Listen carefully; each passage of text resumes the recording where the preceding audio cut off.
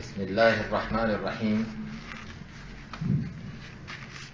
إن الحمد لله نحمده ونستعينه ونستغفره ونعوذ بالله من شرور أنفسنا ومن سيئات أعمالنا. من يهده الله فلا مضل له ومن يضلل فلا هادي له، وأشهد أن لا إله إلا الله وحده لا شريك له، وأشهد أن محمدا عبده ورسوله صلى الله عليه وعلى آله وصحبه وسلم تسليما كثيرا إلى يوم الدين، ثم أما بعد. ہر قسم کی تعریف، بڑائی، کبریائی، حمد و ثنا اللہ سبحانہ و تعالی وحدہ لا شریک کے لیے لائق اور زیبا ہے، جو خالق ہے، مالک ہے، رازق ہے، تمام کائنات کو چلانے والا، اس کی تدبیر کرنے والا اکیلا رب العالمین حاجت روا اور مشکل کشا ہے، جس کی پیارے نام اور اعلیٰ صفات ہیں، جس میں کوئی اس کا شریک نہیں. جس طرح اس کی عبادت میں کوئی اس کا شریک نہیں، اس کے رب ہونے میں، اس کے خالق ہونے میں کوئی اس کا شریک نہیں. ہم اس سبحانہ و تعالیٰ کی عبادت کرتے ہیں، اسی کو پکارتے ہیں، اس سے دعا کرتے ہیں، اس کی پناہ طلب کرتے ہیں، اس پہ توکل و بھروسہ کرتے ہیں، اسی سے محبت کرتے، اسی سے ڈرتے ہیں، اس کی رضا کے لیے ہی کسی سے دوستی اور دشمنی کرتے ہیں. اسی کے لیے ہم رکوع کرتے ہیں، سجدہ کرتے ہیں، نماز پڑھتے ہیں، روزے رکھتے ہیں، جتنے بھی عبادت کے کام ہیں، حج کے اعمال ہیں، وہ سب ہم اسی سبحانہ و تعالیٰ کے لیے کرتے ہیں. چاہے وہ قربانی ہو، منت ماننا ہو، نظر و نیاز ہو، عبادت کی جتنی بھی قسمیں ہیں اسی کے لیے بجا لاتے ہیں. یہی کلمہ توحید لا الہ الا اللہ کا معنی ہے، جس کے لیے اللہ تعالیٰ نے تمام کائنات کو پیدا کیا، جن و انس کو پیدا کیا.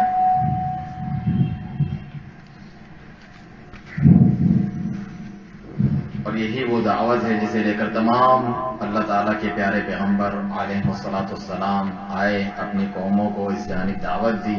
جب اس میں بگاڑ پیدا ہوا، شرک و کفر میں لوگ مبتلا ہوئے، تو اسی کی جانب انہیں دعوت دی گئی. اگر یہ صحیح ہے تو واقعی نیک اعمال اس کے بعد قبول ہوتے ہیں. اگر اسی میں بگاڑ ہو، اسی میں خرابی اور گمراہی ہو، تو کوئی نیک عمل اللہ تعالیٰ کے یہاں قبول نہیں ہوتا. اللہ سبحانہ تعالیٰ کے بے شمار درود و سلام، رحمتیں اور برکتیں نازل ہوں تمام انبیاء مرسلین، خصوصاً ان میں سے سب سے آخری اور افضل ہمارے اور آپ کے نبی محمد رسول اللہ صلی اللہ علیہ وسلم کی ذات گرامی پر، آپ کے خلفائے راشدین، صحابہ کرام، مہاجرین و انصار، امہات المومنین، اہل بیت، اور جنہوں نے اچھے طریقے سے ان کی پیروی کی تا قیامت، ان سب پر اللہ سبحانہ تعالیٰ کی بے شمار رحمتیں اور برکتیں نازل ہوں. جیسا کہ آج کے درس کا عنوان، جو اس کا ٹاپک ہے، ہم نے اعلان کیا تھا، جو دعا اور وسیلے کے متعلق ہے. یہ بہت ہی اہم موضوع ہے، اسے جاننا بہت ضروری ہے ہماری زندگی میں، اور اس کے تعلق سے بہت سی غلط فہمیاں بھی پائی جاتی ہیں، جنہیں دور کرنا، جنہیں سمجھنا ہر مسلمان کے لیے ضروری ہے. سب سے پہلے جو دعا کا معاملہ ہے، جس کا مطلب پکار ہے، پکارنا، ہم اللہ تعالیٰ کو پکارتے ہیں مصیبتوں میں، پریشانیوں میں، اس سے دعا کرتے ہیں. تو یہ ایک عبادت ہے اور عظیم ترین عبادت ہے. یہاں تک کہ اللہ تعالیٰ کا فرمان ہے، قُلْ مَا يَعْبَأُ بِكُمْ رَبِّي لَوْلَا دُعَاؤُكُمْ فَقَدْ كَذَّبْتُمْ فَسَوْفَ يَكُونُ لِزَامًا. کہ کہو کہ میرے رب کو تمہاری کوئی پرواہ ہی نہ ہو اگر تمہاری یہ دعا نہ ہو. اب تم نے جھٹلا دیا ہے، بعض لوگوں نے جھٹلا دیا ہے، تو پھر ان کو اس کا برا انجام چمٹ جائے گا. تو دعا اتنی اہم چیز ہے کیونکہ یہی عبادت ہے، اور عبادت کے معنی میں سب سے عظیم ہے. اور اسی تعلق سے جتنی گمراہ قومیں ہوئیں، شرک میں مبتلا ہوئیں، اس میں انہوں نے شرک کیا. رسول اللہ صلی اللہ علیہ وسلم کا بھی فرمان ہے، الدعاء هو العبادہ، دعا ہی عبادت ہے، یعنی سب سے عظیم اور افضل ترین عبادت ہے. تو اس کے برعکس جو اس کے اندر شرک کرے اللہ تعالیٰ کے ساتھ تو وہ بھی سب سے بڑا ظالم اور سب سے بڑا شرک کرنے والا ہے۔ چنانچہ آپ دیکھیں قرآن مجید میں جہاں جہاں ذکر ہوا ہے وَيَعْبُدُونَ مِن دُونِ اللَّهِ، اور یہ لوگ اللہ کے علاوہ ایسوں کی عبادت کرتے ہیں جو انہیں کوئی نفع اور نقصان نہیں پہنچا سکتے۔ اسی طریقے سے یعبدون کی جگہ یدعون کا لفظ بھی آیا ہے کئی جگہوں پر کہ وَيَدْعُونَ مِن دُونِ اللَّهِ، اللہ کے سوا ایسوں کو پکارتے ہیں، ان سے دعا کرتے ہیں۔ یا تدعو من دون اللہ، جنہیں تم اللہ کے سوا پکارتے ہو انہیں بلا دیکھو، وہ تمہاری کوئی مدد نہیں کر سکتے۔ تو وہاں پر دعا کا لفظ آیا ہے عبادت کی جگہ۔ اتنی اہم یہ عبادت ہے اور اتنا اہم یہ مسئلہ ہے جس میں شرک و توحید کا پہلو سامنے آتا ہے۔ چنانچہ یہ اللہ سبحانہ تعالیٰ کے فضل اور احسان میں سے ہیں کہ اس نے انسان کو پیدا کیا اپنی عبادت کے لیے، پھر اس کے اپنی نعمتیں اس پر نچھاور کی، اس کی پرورش کی، اسے جب مشکلات پیش آئیں وہ اپنے رب سے دعا کرتا ہے، اس کا دروازہ کھلا رکھا، اور اپنے اور بندے کے درمیان کسی کو اس طور پہ واسطہ صلہ نہیں بنایا کہ اس کی دعا نہیں سنے گا، وہ اس کی پکار نہیں سنے گا، اس کو بیماری سے شفا نہیں دے گا، اس کو رزق عطا نہیں کرے گا، اس کو اولاد عطا نہیں کرے گا، اس کے گناہوں کی بخشش نہیں کرے گا مگر فلاں کے ذریعے سے یا فلاں طریقے سے، ایسا نہیں ہے۔ رسول اللہ صلی اللہ علیہ وسلم نے تو یہ تک فرمایا وَاتَّقِ دَعْوَةَ الْمَظْلُومِ فَإِنَّهُ لَيْسَ بَيْنَهَا وَبَيْنَ اللَّهِ حِجَابٌ، کہ مظلوم کی بد دعا سے بچو، اس کے اور اللہ کے درمیان کوئی پردہ نہیں ہوتا۔ اور ایک روایت میں ہے وَلَوْ كَانَ كَافِرًا، چاہے وہ کافر ہی کیوں نہ ہو، لیکن ظلم آپ نے کیا ہے تو اللہ تعالیٰ بے کس و لاچار کی دعا قبول کر کے اسے انصاف دلاتا ہے۔ تو ایک مومن اللہ کی توحید پر عمل کرنے والا، اس کے نبی صلی اللہ علیہ وسلم پر ایمان لانے والا، ان کے طریقے پر چلنے والا، وہ کیسے یہ بات کر سکتا ہے، عقیدہ رکھ سکتا ہے، سوچ سکتا ہے کہ میرا رب جو ہے میری دعاؤں کو نہیں سنے گا، میں برا ہوں، گنہگار ہوں، میری اللہ تعالیٰ تک پہنچ نہیں۔ یہ تو ظلم ہے اپنے آپ پر، یہ تو ناشکری ہے اللہ تعالیٰ کی اس نعمت کی کہ اس نے کہا کہ مجھے پکارو میں تمہاری دعا سنوں گا۔ چنانچہ فرمانے والی تعالیٰ ہیں وَقَالَ رَبُّكُمُ ادْعُونِي أَسْتَجِبْ لَكُمْ، تمہارے رب نے حکم دیا کہ مجھے پکارو، مجھ سے دعا کرو، میں ضرور تمہاری دعا قبول کروں گا۔ إِنَّ الَّذِينَ يَسْتَكْبِرُونَ عَنْ عِبَادَتِي سَيَدْخُلُونَ جَهَنَّمَ دَاخِرِينَ، کہ یقیناً جو میری عبادت سے سرکشی کرتے ہیں وہ عنقریب جہنم میں ذلیل و خوار رسوا ہو کر پڑے ہوں گے۔ رسول اللہ صلی اللہ علیہ وسلم نے یہی آیت تلاوت سنوائی اور کہا اس میں کہ الدعاء العبادت، دعا عبادت ہے، اگر یقین نہ آئے تو اللہ تعالیٰ کا یہ فرمان پڑھو۔ اس کے دو حصے ہیں، پہلے حصے میں کہا اللہ سبحانہ تعالیٰ نے کہ مجھ سے دعا کرو، اور دوسرے حصے میں کیا کہا جو میری عبادت سے تکبر کرتے ہیں، ادھر دعا کا تو لفظ نہیں ہے، یعنی عبادت اور دعا ایک ہی چیز ہے اللہ تعالیٰ کے نزدیک، بلکہ افضل ترین عبادت دعا ہے۔ تو یہ معنی ہوا کہ جو میری دعا سے سرکشی کرتے ہیں، مجھ سے دعا نہیں کرتے یا میری دعا میں غیروں کو شریک کرتے پکارتے ہیں، وہ عنقریب جہنم میں ذلیل و خوار اور رسوا ہو کے پڑے ہوں گے۔ اللہ سبحانہ تعالیٰ تو آپ کے قریب ہے، کوئی یہ سوچے کہ ہم سے دور ہے، ہماری سنتا نہیں، وہ تو سمیع الدعا ہے۔ ان ربی سمیع الدعا، میرا رب ضرور دعاؤں کا سننے والا ہے، سمیع ہے، قریب ہے، آپ کے قریب ہے، آپ کی دعاؤں کو سننے والا ہے، دیکھنے والا ہے، مشکلوں کو دور کرنے والا ہے۔ چنانچہ فرمانے والی تعالیٰ ہے وَإِذَا سَأَلَكَ، اگر اے نبی صلی اللہ علیہ وسلم آپ سے پوچھیں میرے بندے وَإِذَا سَأَلَكَ عِبَادِي عَنِّي، میرے متعلق قریب ہوں یا دور ہوں، دعاؤں کو براہ راست سنتا ہوں نہیں سنتا، فَإِنِّي قریب، میں قریب ہوں تم سب سے۔ کس طرح أُجِيبُ دَعْوَةَ الدَّاعِ إِذَا دَعَانِ، جب وہ مجھ سے دعا کرے تو میں اس کی دعا قبول کرتا ہوں۔ تو اسے چاہیے مجھ پر ایمان لائے، میری بات مانے اور مجھ سے دعا کیا کرے، کسی مخصوص ہستی کے ساتھ یہ مخصوص نہیں ہے۔ چنانچہ رسول اللہ صلی اللہ علیہ وسلم کے تعلق سے فرمایا استستغیثون ربکم فاستجاب لکم، یہ جمع کا صیغہ، یعنی جب تم سب نبی صلی اللہ علیہ وسلم، آپ کے صحابہ بدر کے موقع پہ بے سر و سامانی، اتنے ہتھیار بھی نہیں کہ کافروں کا مقابلہ کر سکیں، اتنے لوگ بھی نہیں، تو یاد کرو جب تم رو کے گڑ گڑا کے اپنے رب سے دعائیں کر رہے تھے، فاستجاب لکم، اس نے تمہاری دعا سن لی، تمہاری مدد کی۔ کس کس طور پہ اللہ تعالیٰ مدد کرتا ہے، جو ہمیں نظر بھی آئے، جو ہمیں نظر نہ بھی آئے، فرشتوں کے ذریعے بھی اللہ سبحانہ تعالیٰ مدد کرتا ہے، لیکن ہم پکارتے اور دعا صرف اسی سے کرتے ہیں۔ چنانچہ جتنے بھی انبیاء کرام ہیں وہ یہی تو سکھلانے آئے، ایک اللہ کی عبادت کرو، اسے پکارو، استعینوا باللہ واصبروا، اللہ تعالیٰ سے مدد طلب کرو اور صبر کرو، جیسا موسیٰ علیہ السلام نے اپنی قوم کو کہا، اور وہ خود بھی یہی کرتے تھے۔ نوح علیہ السلام نے اللہ تعالیٰ سے دعا کی، کافر قوم کو ہلاک کر دیا گیا۔ صالح علیہ السلام، شعیب علیہ السلام، ہود علیہ السلام، اور ابراہیم، ان کی جو اولاد ہیں اسماعیل، اسحاق، یعقوب، یوسف، اس کے بعد جتنے بھی انبیاء و مرسلین آئے، موسیٰ، عیسیٰ، ایوب علیہ السلام، کتنی بیماریوں سے گزرے، تکلیف میں، پھر بھی اپنے رب کو پکارتے رہے، مایوس نہ ہوئے۔ انی مسنی الضر وانت ارحم الراحمین، مجھے شدید تکلیف پہنچی ہے لیکن تو پھر بھی سب رحم کرنے والوں میں سے بڑھ کر رحم کرنے والا ہے۔ اللہ تعالیٰ نے ان کی بیماری بھی دور کر دی، ان کے اہل و عیال ڈبل کر کے انہیں لوٹا دیے، اتنی نعمتیں کی۔ زکریا علیہ السلام کو دیکھیں، بوڑھے ہو گئے ہیں، واشتعل الرأس شیبا، انی وہن العظم منی واشتعل الرأس شیبا، میری ہڈیاں بھی اب بھول گئی ہیں، بوڑھا ہو گیا ہوں، سر میرا سفید ہو چکا ہے، اور ساری زندگی ان کو اولاد نہیں ہوئی اللہ سبحانہ وتعالیٰ کی طرف سے، پھر بھی کہتے ہیں وَلَمْ أَكُمْ بِدُعَائِكَ رَبِّكَ شَقِيًّا، وَلَمْ أَكُمْ بِدُعَائِكَ رَبِّ شَقِيًّا، کہ اے میرے رب میں تجھ سے دعا مانگ کر کبھی مایوس نہیں ہوا۔ پھر اللہ سبحانہ وتعالیٰ نے کیسے اولاد عطا کی، ان کو نبی اور رسول بنایا، یحییٰ علیہ السلام۔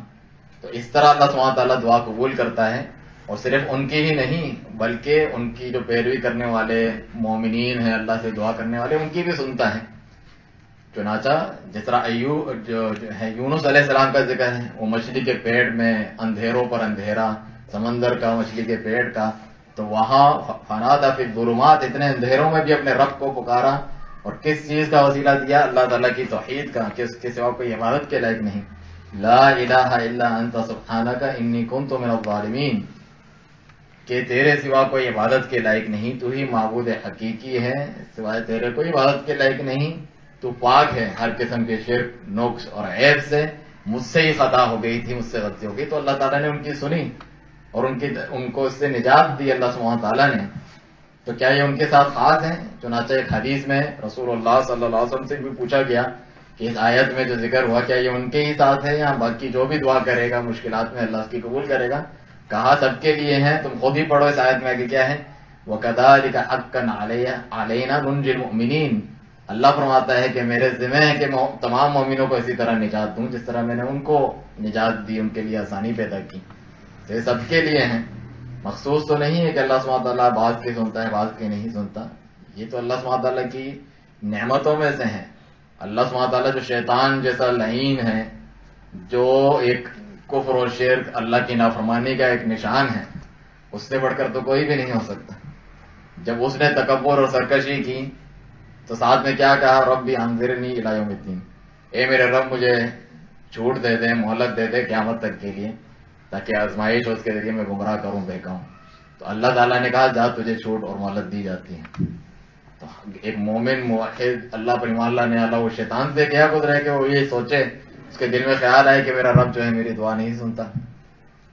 رسول اللہ صلی اللہ علیہ وسلم نے بھی فرمایا کہ بندے کی دعا اللہ قبول کرتا رہتا ہے جب تک وہ جلد بازی خود نہیں کرتا۔ تو پوچھا گیا کہ جلد بازی کا کیا مطلب ہے؟ کہا وہ یہ کہتا ہے کہ میں نے دعا کی میری تو دعا قبول ہی نہیں ہوتی، یہ جلد بازی ہے۔ ان قریب آپ کو ملنے والی ہوتی ہے، آپ کی ایک آزمائش ہوتی ہے، اس میں آپ جو ہے انبیاء کرام کی ذات آپ کے لیے نمونہ ہے، کتنے مشکلات کے بعد آسانی ہو جاتی ہے ان کے لیے، تو یوں نہیں کیا کرتے ہیں۔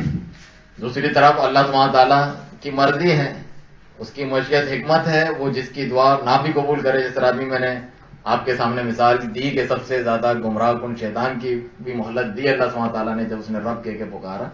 دوسری طرف اللہ سبحانہ تعالیٰ اپنے برگزیدہ نبی نوح علیہ السلام پہلے رسول جنہیں بھیجا گیا زمین کی طرف جب شرک آیا، اور ان کو اللہ تعالیٰ نے فرمایا کہ وہ عبداً شکورا، نہایت شکر گزار بندے تھے اپنے رب کے، 950 سال اللہ تعالیٰ کی توحید کے لیے بغیر تھکے ہوئے دعوت دیتے رہے، کھلے عام دعوت دی، چپ کے دعوت دی، ڈرا کے دعوت دی، نرمی سے دعوت دی، لیکن قوم میں کچھ لوگ بس ایمان لے کر آئے۔ اتنی خدمات ان کی دین کی، اللہ کی توحید کے لیے قربانیاں، اس کے باوجود جب ان کا سیلاب آیا، اللہ سبحانہ تعالیٰ کی طرف سے عذاب آیا، تو ان کے اپنے بیٹے جو ایمان نہیں لے کر آئے تھے، ان کے تعلق سے اللہ تعالیٰ کے ہاں یہ عرض کی کہ اے میرے رب تیرا وعدہ حق ہے، ان بنی من اہلی، کہ میرے اہل عیال کو تو بچائے گا، تو میرا بیٹا میرے اہل میں سے ہے، وَإِنَّ وَعْدَكَ الْحَقُّ، اور تیرا وعدہ تو سچا ہے، وَأَنْتَ أَحْكَمُ الْحَاكِمِينَ، اور تو تمام فیصلے کرنے والوں، حکم کرنے والوں میں سے سب سے بہتر حکم کرنے والا ہے۔ تو اللہ سبحانہ تعالیٰ نے آپ کو سختی سے ٹوک دیا اس بات پہ، حالانکہ آپ نے سنا کہ کتنے ان کے بلند درجہ ہیں۔ کہا اِنَّهُ لَيْسَ مِنْ أَهْلِكَ، یہ آپ کے اہل میں سے نہیں ہے، بظاہر تو آپ کی اولاد ہے لیکن اِنَّهُ عَمَلٌ غَيْرُ صالح، اس کے کرتوت اچھے نہیں ہیں، اس کا ایمان صحیح نہیں ہے، کافر ہے۔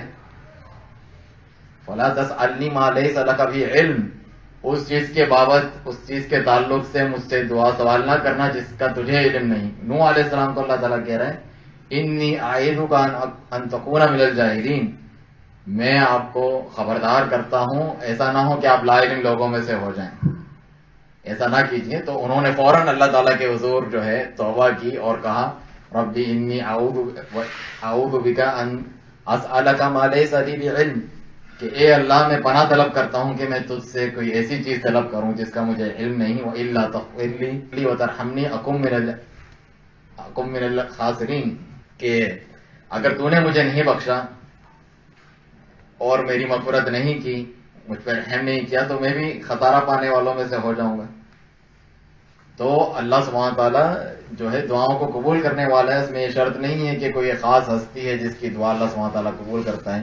ایک اور مسند احمد کی روایت ہے کہ سلیمان علیہ السلام کے دور میں جب قحط سالی ہو گئی تھی اور وہ باہر نکلے، بارش کی دعا جو ہوتی ہے استسقا، بارش کے لیے دعا کرتے ہیں، اس کے لیے نکلے تھے اپنے لاؤ لشکر کے ساتھ، تو انہوں نے دیکھا ایک چونٹی الٹی اپنا سر نیچے کر کے پاؤں پر کیے ہوئے ہیں اور اللہ تعالیٰ سے دعا کر رہی ہے کہ اے رب ہم بھی تیری مخلوق ہیں، ہمیں بھی ضرورت ہے، پانی برسا۔ تو وہ مسکرائے اور واپس لے گئے اپنے لشکر کو کہ تمہیں نبی اور رسول ہونے اتنی بڑی جن کو بادشاہت دی گئی تھی، جن کو ایک قبضوں میں جنات اور پرند چرند کی بولیاں بھی آتی تھی، ہوا ان کے قبضے میں دے دی گئی تھی اور وہ جہاں جاتے تھے آرام سے اڑ جاتے تھے، یہ ساری چیزیں ان کو دی گئی تھی۔ اس کے باوجود انہوں نے کہا اب ہماری دعا کرنے کی ضرورت نہیں، اس کے ذریعے سے ہی اللہ سبحانہ تعالیٰ اس کی دعا قبول کر کے سب کو بارش مل جائے گی۔ تو اس میں مخصوص نہیں ہے کہ کسی بعض لوگوں کی اللہ سبحانہ تعالیٰ دعا قبول کرتا ہے، چنانچہ اللہ تعالیٰ قریب ہے، دعاؤں کا سننے والا ہے، بلکہ اس نے ایسے موقع بھی دیے ہیں کہ جہاں زیادہ دعا قبول ہوتی ہے، حج کرتے وقت، اسی طرح ہم جس طرح سفر میں آئے، ابھی جمعے کی آخری گھڑی جو گزری ہے اس میں بھی رسول اللہ صلی اللہ علیہ وسلم نے فرمایا کہ جمعے کے دن ایک ایسی گھڑی ہے بندہ جو بھی دعا کو مانگتا ہے، نافرمانی کی دعا نہ ہو، یعنی رشتے ناطے توڑنے کی یا گناہ کی دعا نہ ہو، تو ہر دعا اللہ تعالیٰ اس میں قبول کرتا ہے، یہ موقع دیا گیا ہے۔ تو اس کے بارے میں جو زیادہ صحیح حدیث ہے وہ یہ ہے کہ عصر کے بعد سے لے کے سورج غروب ہونے تک وہ دعا قبول ہوتی ہے۔ والدین کی دعا اولاد کے حق میں، اسی طرح اولاد والدین وفات پا جائیں ان کے لیے دعا کرتا ہے، اس کے ذریعے اللہ سبحانہ تعالیٰ ان کی مغفرت کرتا ہے، درجے بلند کرتا ہے، یہ دعائیں قبول ہوتی ہیں۔ بارش ہوتے وقت، یہاں جو ہے نماز کی جب اذان ہوتی ہے، اذان سے اقامت کے درمیان دعا قبول ہوتی ہے۔ اسی طرح اللہ تعالیٰ رات کا جو آخری پہر ہے، جو سحری کا وقت ہے، آسمان دنیا پہ نازل ہوتا ہے، کون مجھ سے مانگتا ہے میں اسے دوں، کس کی کیا مشکلیں میں دور کروں، کتنا اہم موقع ہے۔ یہ تو وہ لوگ ہیں جو کام چور ہیں، عبادت نہیں کرتے، سارا سال جو ہے اللہ کی عبادت نہ کرو، نافرمانی میں لگے رہو، فلاں جو ہے پیر صاحب کو تھوڑا دے تو وہ جو ہے بچا لیں گے، جنت میں لے جائیں گے، جہنم سے بچا لیں گے۔ تو عبادت کے لیے آنا پڑتا ہے، اللہ تعالیٰ کے آگے جھکنا پڑتا ہے، کوئی ضرورت ہو رات کو اٹھ کر اس سے دعا مانگنی پڑتی ہے، تو آپ کی دعا قبول ہوگی، ضرور قبول ہوگی۔ اللہ سبحانہ تعالیٰ خود آپ کو یہ موقع دے رہا ہے، تو اس پر خود محنت نہ کرنا، خود عمل نہ کرنا اور سمجھنا کہ یوں ہی بگڑی بن جائے گی اور آسانی ہو جائے گی، چھوٹ ہو جائے گی، ایسا نہیں ہے۔ اللہ سبحانہ تعالیٰ اپنے پیارے پیغمبر صلی اللہ علیہ وسلم جو مستجاب الدعوات ہیں، جن کی دعائیں اللہ تعالیٰ قبول کرتا ہے، انہیں جب حکم دیتا ہے وَأَنذِرْ عَشِيرَتَكَ الْأَقْرَبِينَ کہ اپنے قریبی رشتہ داروں کو ڈراؤ، اللہ کا پیغام سناؤ، تو آپ سب کو نام لے لے کے اپنے کنبے قبیلے والوں کو، اپنے چاچا کو، اپنی پھوپھی کو، اپنی لخت جگر فاطمہ رضی اللہ عنہا جو ان کو سب سے زیادہ محبوب تھی، انہیں بھی کہتے ہیں کہ دنیا کے مال میں سے جو چاہیے لے لو، لیکن عمل کر کے خود ہی اپنی جان بچانی پڑے گی۔ لا اغنی عنک من اللہ شیئا، میں اللہ تعالیٰ کے سامنے تمہیں اس طور پہ نہیں بچا سکوں گا اگر تمہارے عمل نہیں ہوں گے۔ تو اپنی محنت کرنی ہوتی ہے، دعا کرنی ہوتی ہے اپنے رب سے، تو اللہ سبحانہ تعالیٰ عطا کرتا ہے، جلد یا بدیر اللہ سبحانہ تعالیٰ ضرور عطا کرتا ہے۔ بلکہ نبی صلی اللہ علیہ وسلم نے فرمایا کہ دعا کرنے میں خیر ہی خیر ہے، اس میں کوئی نقصان آپ کا ہے ہی نہیں۔ اگر آپ نے جو دعا کی ہے وہ قبول ہو جاتی ہے، قبول ہو جاتی ہے۔ اگر آپ نے دعا کی ہے وہ آپ کے حق میں بہتر نہیں ہے، اللہ تعالیٰ آپ سے زیادہ علم رکھتا ہے، تو کوئی مصیبت آنے والی ہوتی ہے اللہ تعالیٰ اس کو ٹال دیتا ہے اس کے ذریعے سے. انسان کو تو اتنا بھی علم نہیں ہے کہ کون سی چیز میرے فائدے میں ہے، آگے چل کے نقصان دے گی. اللہ نے آپ کو بچا لیا. یہاں پھر اگر کچھ بھی نہیں ملتا تو آخرت میں نیکی اور ثواب کی صورت میں اتنا انبار لگا ہوگا دعاؤں کا آپ کے، وہ رہے گا اور ضائع بالکل بھی نہیں جائے گی. یہاں تک کہ قیامت کے دن بعض لوگ حسرت کریں گے کاش کہ میری کوئی دعا قبول ہی نہیں ہوتی، سارا اتنا ان کو جو ہے اجر و ثواب مل کے جنت میں جانے کا سبب بنے گی اس وقت.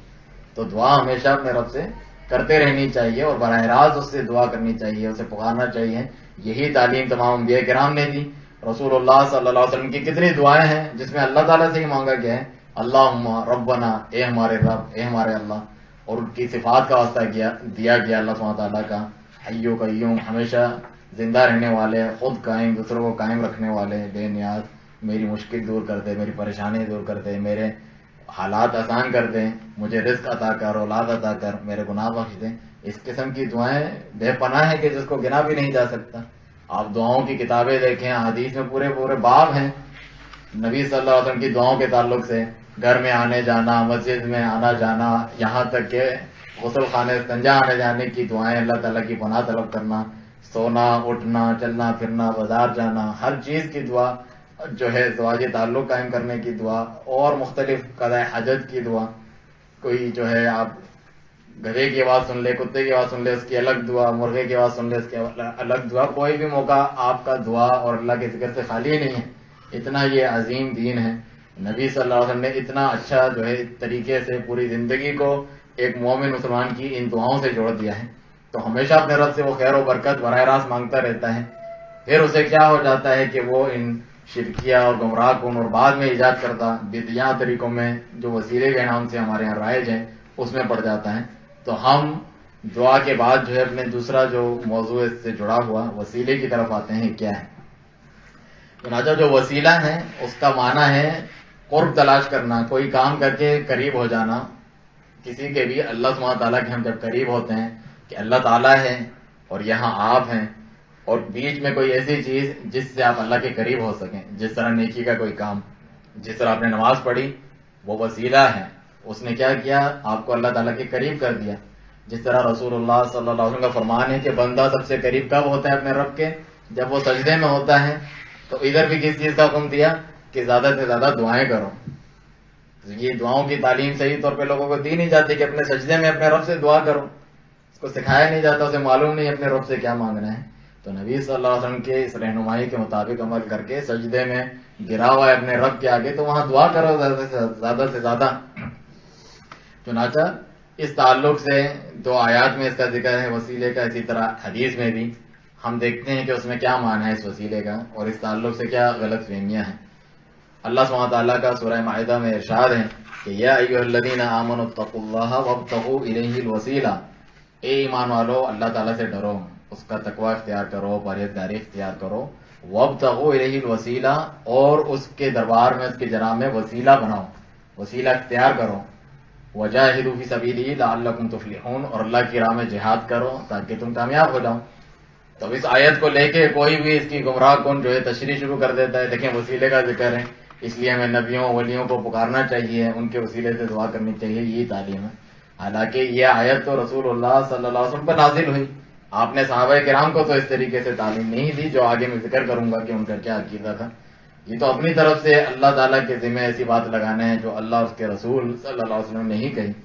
خود اس آیت کے ایک حصے کو دوسرے حصے سے آپ دیکھیں، وجاہدوا فی سبیلہ، اور اللہ کی راہ میں جہاد کرو، یعنی یہ نیک عمل کرو تاکہ تم کامیاب ہو جاؤ. چنانچہ جتنی بھی تفسیریں آپ تفسیر طبری جو کہ امام المفسرین ہیں، جن کے جو صحابہ جو تابعین اعظام ہیں، جو صحابہ کرام کے شاگرد ہیں، جنہوں نے صحابہ سے سیکھا، اور صحابہ نے کس سے سیکھا؟ نبی صلی اللہ علیہ وسلم سے. تو انہوں نے بتایا کہ وسیلہ کا کیا مطلب ہے؟ القربہ، قربت دلانے والا عمل جو اللہ تعالیٰ کے قریب کرتا ہے، نہ کہ کوئی ذات ہے جس کا نام لے کر اللہ تعالیٰ سے مانگنا پڑتا ہے یا اس سے مانگنا پڑتا ہے کہ یہ اللہ تعالیٰ تک پہنچا دیں. یہ کن کے عقیدے تھے وہ ہم آگے ذکر کریں گے. تو یہ پہلی آیت ہے. اسی طرح جو دوسری آیت ہے اس میں تو واضح طور پہ ذکر ہے کہ جو لوگ شرکیہ قسم کا وسیلہ اختیار کرتے ہیں، غیروں کو پکارتے ہیں، اس میں اسی سیاق و سباق یعنی اسی انداز میں اس وسیلے کا ذکر ہے. تو فرمایا کہ قُلِ ادْعُوا الَّذِينَ زَعَمْتُم مِّن دُونِهِ، پکار دیکھو ان کو، ادھر بھی دعا کا لفظ ہے کہ پکارنا دعا کرنا، انہیں پکار دیکھو جنہیں تم اللہ کے سوا کچھ سمجھتے ہو. لا یملکون وہ اس چیز کا اختیار نہیں رکھتے کشف الضر عنکم ولا تحویلا کہ نقصان کو مشکل کشائی بھی نہیں کر سکتے. کشف الضر کا مطلب ہوتا ہے مشکل کو دور کر دینا، جو کہتے ہیں فلاں فلاں مشکل کشا، وہ نہ مشکل کو دور کر سکتے ہیں، دور کرنا دور کی بات ہے، ولا تحویلا اگر آ رہی ہے تو اس کو پلٹ بھی نہیں سکتے ہیں. پھر یہ کون لوگ ہیں جنہیں پکارتے ہیں؟ وہ کون لوگ ہیں؟ اولئک الذین یدعون یبتغون الی ربہم الوسیلہ، یہ وہ لوگ ہیں جو جنہیں یہ پکارتے ہیں مشرکین، یہ تو خود اپنے رب کے حضور وسیلہ تلاش کرتے ہیں. وَيَرْجُونَ رَحْمَتَهُ يَخَافُونَ عَذَابَهُ، اللہ کی رحمت کی امید رکھتے ہیں، اس کے عذاب سے ڈرتے ہیں. یعنی یہ جنہیں پکارتے ہیں وسیلہ سمجھ کے، جو کہ شرک ہے، وہ خود اللہ کے نیک لوگ ہیں، فرشتے ہیں، انبیاء کرام ہیں، نیک صالحین ہیں، اللہ کے ولی ہیں، وہ خود اللہ کے حضور نیک کام کر کے وسیلہ تلاش کرتے ہیں جو جائز والا ہے. تو تم ان کی طرح نیک کام کر کے اللہ کے قریب نہیں ہو رہے، بلکہ ان کو پکارنا شروع کر دیا تم نے. انہوں نے تو یہ کہا لا الہ الا اللہ، اللہ کے سوا کوئی عبادت کے لائق نہیں، اسے پکارو، تم نے ان کو پکارنا شروع کر دیا. وہ تو بتا رہے ہیں کہ ہم جس طرح یہ کرتے ہیں اللہ کی عبادت، تم بھی اسی طریقے سے اللہ سبحانہ تعالیٰ کی عبادت کرو. انبیاء کرام کا تو نام لے کے ذکر ہے قرآن مجید میں کہ وَيَدْعُونَنَا رَغَبًا وَرَهْبًا، وہ سب ہمیں پکارتے تھے امید رکھتے ہوئے، ڈرتے ہوئے، اور تمہیں بھی یہ حکم دیا کہ ان کی ہدایت اور ان کے طریقے پہ چلو. اولئک الذین ھدی اللہ فبہداہ اقتدی، یہ وہ انبیاء کرام ہیں جن کو اللہ تعالیٰ نے ہدایت دی، تم انہی کی ہدایت کے طریقے پہ چلو. تو یہ دوسری آیت جس میں وسیلے کا لفظ ہے، اور اسی آیت نے آگے پیچھے سے اس کو واضح کر دیا کہ شرکیہ وسیلہ کون سا ہے، اور یہ تو خود اللہ کے حضور نیک اعمال کر کے، اس کی رحمت کی امید رکھ کے، اس کے عذاب سے ڈرتے ہوئے وسیلہ تلاش کرتے ہیں. تو یہ دو آیات تھی. اسی طرح حدیث ہے، صحیح حدیث میں بخاری وغیرہ میں نبی صلی اللہ علیہ وسلم کا فرمان ہے کہ جب تم اذان سنو، مؤذن جب اذان دیا ہے تو وہی چیز تم بھی کہو، اللہ اکبر اللہ اکبر اللہ اکبر اللہ اکبر اشہد ان لا الہ الا اللہ اشہد ان لا الہ الا اللہ، اس طرح کہو. اور اس کے بعد کیا دعا کرو؟ اس کے بعد یہ دعا کرو اللہم رب هذه الدعوة التامة والصلاة القائمة آت محمد الوسیلۃ والفضیلہ وابعثہ مقام محمود الذی وعدتہ، کہ اے اللہ اس مکمل دعوت کے رب، مکمل دعوت کون سی؟ توحید کی جو دعوت ہے اس کے رب، اور اس قائم ہونے والی نماز کے رب، تو محمد صلی اللہ علیہ وسلم کو الوسیلہ عطا کر. ہم تو خود ان کے لیے دعا کر رہے ہیں، نہ کہ ان کو وسیلہ، الوسیلہ عطا کر، اور ان کو مقام محمود جو ہے اس پر فائز کر، وہ انہیں دے. تو نبی صلی اللہ علیہ وسلم سے صحابہ کرام نے پوچھا، اس سے بڑھ کر اور کون سی دلیل اور تشریح ہو سکتی ہے؟ انہوں نے پوچھا کہ الوسیلہ کیا ہے؟ تو نبی صلی اللہ علیہ وسلم نے فرمایا وسیلہ جنت میں ایک اعلیٰ مقام ہے جو کسی کو نہیں ملے گا سوائے ایک بندے کو، اور مجھے امید ہے اللہ تعالیٰ سے، یقین ہے کہ وہ میں ہی ہوں گا. تو تم اللہ تعالیٰ سے میرے لیے دعا کرو. خود ہم دعا کریں کہ اللہ تعالیٰ انہیں یہ عطا کرے، جس طرح درود میں ہم دعا کرتے ہیں اے اللہ ان پر درود و سلام بھیج، تو ہم ان سے دعا کرتے ہیں، نہ کہ ان کے لیے دعا کرتے ہیں یا ان سے دعا کرتے ہیں. یہ تو ایسا ہی ایک شخص خود ایک چیز بنائے جس سے وہ ہم سب برا سمجھتے ہیں، پھر اسی کی وہ عبادت شروع کرتے ہیں. وہ خود جو ہے اس بات کے ہم سے طلب کرتے ہیں کہ ہم ان کے لیے دعا کریں، اعلیٰ درجے پر اللہ سبحانہ تعالیٰ انہیں پہنچائے. تو یہاں پر الوسیلہ کیا ہے؟ جنت میں ایک اعلیٰ مقام ہے. اور دوسری کون سی بات ہے اس میں؟ مقام محمود. مقام محمود سے مراد ہے جو نبی صلی اللہ علیہ وسلم شفاعت کریں گے، شفاعت عظمیٰ جو ہے، جب قیامت کے دن سب لوگ پریشان ہوں گے، انبیاء کرام تک جو ہے نفسا نفسی کا عالم ہوگا، اور نہایت ہولناک مناظر ہوں گے. اس وقت حساب کتاب بھی شروع نہیں ہوگا، تو تمام لوگ مختلف انبیاء کرام کے پاس سے ہوتے ہوئے نبی صلی اللہ علیہ وسلم کے پاس آئیں گے. پھر آپ جو ہے اللہ تعالیٰ سے اذن اور اجازت لے کے جو ہے شفاعت کریں گے کہ جو ہے حساب کتاب شروع ہو، جس کو شفاعت عظمیٰ کہتے ہیں. یہ مقام محمود ہے جس پر سارے لوگ جو ہے فخر کریں گے. قابل فخر مقام ہے جو اللہ سبحانہ تعالیٰ آپ کو دے گا. جس طرح قرآن میں ہے، اس میں بھی دیکھیں عبادت کے ساتھ جڑا ہوا ہے کہ آپ تہجد پڑھیں، آسا کہ قریب ہے کہ یبعثک ربک مقام محمودا، کہ آپ کا رب آپ کو مقام محمود پر فائز کرے. تو یہ جو ہے وسیلے کا الفاظ جو ہیں قرآن و سنت میں استعمال ہوئے، جس میں ہمارے ہاں جو وسیلہ کہہ کر، توسل کہہ کر، واسطہ کہہ کر بیان کیا جاتا ہے ان میں سے کوئی بھی نہیں ہے. اور اب میں ذکر کروں گا کہ وسیلے کی کتنی اقسام ہیں، ان میں سے کون سی جو ہے شرک ہیں، کون سی بدعات میں سے ہیں، اور کون سی سنت میں سے ہیں جس پہ عمل کرنا چاہیے. چنانچہ پہلے ہم جائز قسموں کو اگر ذکر کرتے ہیں کہ اللہ سبحانہ تعالیٰ کے پیارے نام اور اس کی جو صفات ہیں، اسی طرح ابھی آپ نے دیکھا اللہ کی توحید کا واسطہ دے کر، ایمان کا واسطہ دے کر دعا کرنا اللہ سبحانہ تعالیٰ سے، یہ بہترین وسیلہ ہے۔ آپ جتنی دعائیں دیکھیں قرآن میں، رب اغفر وارحم وانت خیر الراحمین، کہ اے رب ہم پہ رحم کر، تو سب سے بڑھ کر رحم کرنے والا ہے، یا ربنا ظلمنا انفسنا وان لم تغفر لنا وترحمنا لنکونن من الخاسرین، اپنے گناہوں کا اعتراف کر کے اللہ کو رب ہونے کا واسطہ دیا گیا دعا میں۔ اسی طریقے سے اور بھی اللہ سبحانہ تعالیٰ کا جو ہے غفور اور رحیم ہونے کا واسطہ دیا جاتا ہے، انک انت الوہاب، تو وہاب بے پناہ عطا کرنے والا ہے، مجھے عطا کر۔ تو یہ اللہ سبحانہ تعالیٰ کو اس کے پیارے ناموں کا واسطہ دیا جاتا ہے۔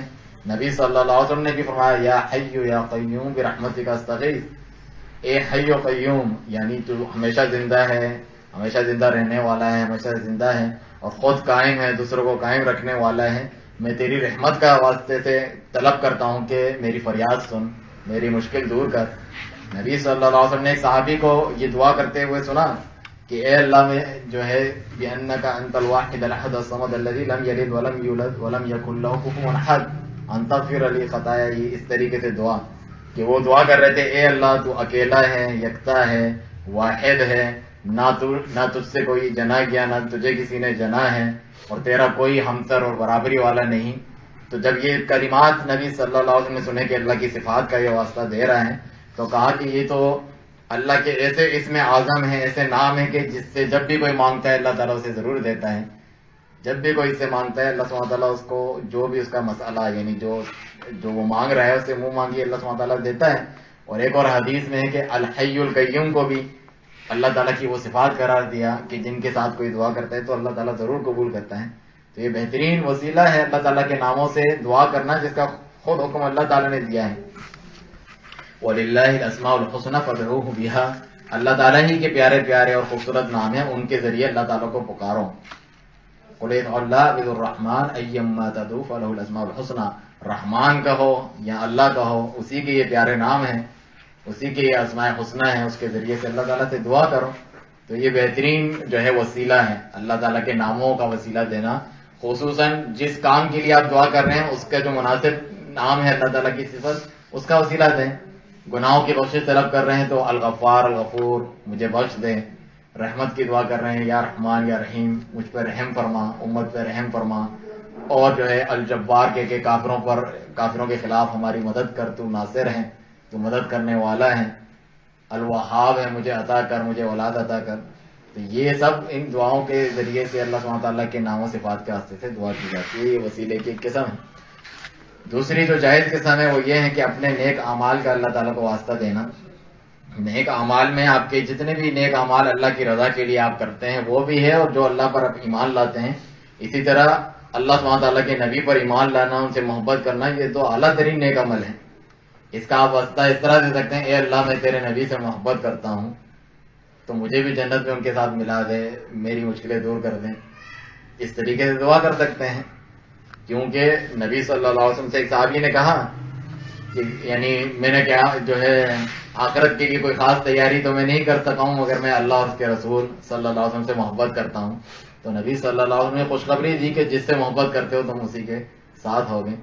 اسی طرح قرآن میں بھی ہے کہ اننا سمعنا منادیا ینادی للایمان ان آمنوا بربکم فآمنا ربنا فاغفر لنا ذنوبنا وکفر عنا سیئاتنا وتوفنا مع الابرار، کہ اے ہمارے رب، ہم نے ایک دعوت دینے والے کو سنا، یعنی رسول کو سنا، جو یہ کہہ رہا تھا کہ اپنے رب پر ایمان لاؤ، تو ہم ایمان لائے اس کا کہنا مان کر، تو پھر تو جو ہے ہمارے گناہ بخش دے، ہماری برائیاں ہم سے جھاڑ دیں اور ہمیں موت دے نیک لوگوں کے ساتھ۔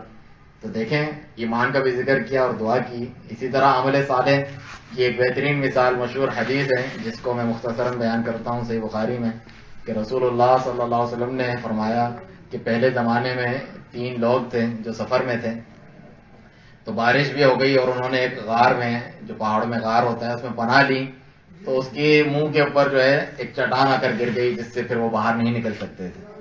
تو ان تینوں نے کہا کہ یہاں اللہ کے سوا ہمارے حال کو کوئی نہیں جانتا، کوئی ہمیں بچانے نہیں آ سکتا، تو ہم کیوں نہ اس سے دعا کریں اپنا کوئی ایک ایسا عمل پیش کر کے جو ہم نے خالص اللہ تعالیٰ کی رضا مندی کے لیے کیا ہو، اس کے ذریعے اللہ تعالیٰ ہمیں نجات دے۔ تو واقعی انہوں نے دعا کی اور اللہ نے انہیں نجات دی۔ پہلے نے کہا کہ میں جو ہے اپنے والدین کو وہ بکریاں چراتا تھا اور دودھ لا کر جو ہے اپنے والدین کو دیتا تھا، سب سے پہلے اپنے بوڑھے والدین کو، اپنے گھر والوں اہل و عیال سے پہلے انہیں دیتا تھا۔ ایک دن اسے دیر ہو گئی تھی تو وہ سو گئے تھے، تو وہ بیچارہ جو ہے دودھ کا جو پیالہ لے کر کھڑا رہا، ان کو جگانا بھی اس نے اچھا نہ سمجھا کہ والدین جو ہے ان کی نیند خراب ہوگی، اور جو ہے اس نے یہ بھی پسند نہیں کیا کہ میں ان سے پہلے اپنے گھر والوں کو پلا دوں، تو وہ کھڑا رہا۔ فجر سے پہلے ان کی آنکھ کھلی تو پھر انہیں میں نے پلایا۔ اگر تیری رضا کے لیے میں نے عمل کیا ہے تو ہماری مشکل دور کر۔ تو چٹان تھوڑی سی سرک گئی، ہٹ گئی، لیکن پوری نہیں ہٹی۔ پھر دوسرے نے کہا کہ میری ایک جو ہے چچا زاد جو ہے بہن تھی، جو مجھے تمام دنیا میں سے سب سے زیادہ محبوب تھی، اور میں اسے جو ہے برائی یا گناہ کی طرف دعوت دیتا تھا، وہ انکار کرتی تھی، لیکن ہمارے علاقے میں قحط پڑ گیا، یعنی لوگوں کو کھانا پینا نہیں مل رہا تھا، تو مجبور ہو کے میرے پاس آ گئی کہ مجھے پیسوں کی ضرورت ہے۔ تو میں نے اسے یہی کہا کہ میں پیسے اتنے درہم جو بہت زیادہ تھے یہ دوں گا، مگر میرے جو ہے یہ غلط خواہش کو پوری کرو۔ تو وہ مجبور اور لاچار ہو کے راضی تو ہوئی، لیکن عین موقع پہ اس نے کہا کہ اللہ تعالیٰ سے ڈر جاؤ اور یہ حرام کام نہ کرو۔ تو وہ واقعی اللہ سے ڈر گیا اور اس نے اسے پیسے بھی دے دیے اور کوئی غلط کام نہیں کیا۔ اللہ سے ڈرتے ہوئے اس نے اتنے نازک مرحلے میں مقام میں بھی جو اپنے آپ کو کنٹرول کیا اور اللہ سبحانہ تعالیٰ کی رضا کے لیے اس نے چھوڑ دیا۔ تو یہ دعا کی اور چٹان اور وہاں سے ہٹ گئی۔ تیسرا جو تھا، اس نے کہا کہ میں نے کچھ کام کرنے کے لیے مزدوروں کو رکھا تھا، تو وہ سارے اپنی مزدوری لے کے چلے گئے، ایک جو ہے مزدوری لے کے نہیں گیا۔ تو میں نے کہا کہ یہ تو اس کی امانت ہے جو پیسہ ہے، میں نے اس کا پیسہ ضائع نہیں کیا، اس کو سرمایہ کاری میں لگا دیا، اس سے اور گائیں، اونٹ اور بکریاں اور غلام اور کھیتیاں، پتہ نہیں کیا کچھ اس کے پیسہ جو میں نے ڈالا تھا اس سے بنتے گئے اتنے سالوں میں۔ وہ کئی عرصے بعد واپس آیا کہ میرا جو حق بنتا تھا، میری اجرت بنتی تھی مزدوری دو۔ تو اس نے کہا کہ جتنے بھی یہ غلام ہیں، یہ اونٹ اور یہ گائیں اور یہ بکریاں سب تمہارے لے کے چلے جاؤ۔ اس نے کہا اللہ کے بندے مجھ سے مذاق کیوں کرتے ہو، جتنا میرا ہے بس مجھے وہ دو۔ کہا میں سچ کہہ رہا ہوں، یہ سب تمہارے ہی پیسہ لگائے تھے، تمہارے لے جاؤ۔ تو واقعی سب کچھ لے گیا، کچھ بھی نہ چھوڑا۔ تو انہوں نے امانت داری کا ثبوت دیا، تو چٹان پوری ہٹ گئی اور تینوں نکل کے چلے گئے۔ تو دیکھیں اپنے نیک اعمال، ایک نے والدین کی خدمت کی، دوسرا برائی سے گناہ سے اپنے کو بچایا، تیسرے نے امانت داری کا ثبوت دیا۔ تو ان نیک اعمال کو اللہ تعالیٰ کے پیش کیا، اللہ تعالیٰ نے ان کی مشکل کشائی کر دی، ان کے لیے آسانی کر دی۔ تو یہ بھی ایک جائز وسیلہ ہے۔ تیسرا جو ہے جائز وسیلہ، وہ ہے نیک شخص جو ہے آپ کے سامنے موجود ہے، اس سے آپ کہیں کہ میرے لیے دعا کرو، میرے بچوں کے لیے دعا کرو، بیمار ہیں، آپ نیک صالح شخص ہیں، عبادت گزار، اللہ تعالیٰ کے جو ہے پرہیزگار انسان ہے، تو میرے لیے دعا کریں۔ تو یہ بھی جائز ہے۔ ویسے تو افضل عمل یہ ہے کہ انسان خود اپنے لیے دعا کرے۔